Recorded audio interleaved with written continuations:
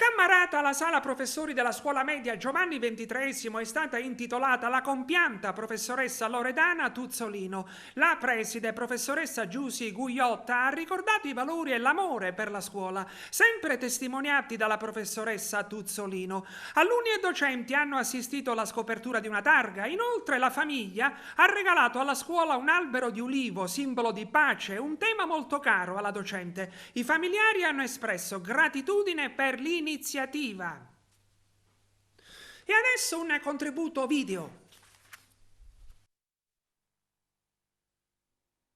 E quindi ci fa piacere che questo momento sia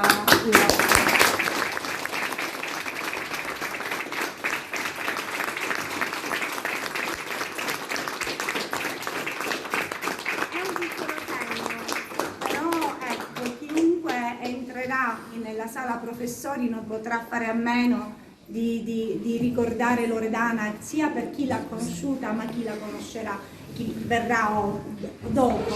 Ora entrando, magari mi fa piacere, entrerete e abbiamo anche una fotografia di Loredana nel pieno delle sue funzioni davanti al suo amato PC. Da lì ha impartito nel periodo terribile e buio della pandemia, ha continuato, anzi ha dato tanto supporto ai nostri studenti, alle famiglie, ma anche ai colleghi, per cui Loredana davvero merita da noi e non potremo mai dimenticare il ruolo e la funzione che ha svolto non soltanto in questa scuola ma in tutto il territorio di Cammarata e San Giovanni Gemini, perché tante generazioni sono state formate dalla nostra carissima Loredana.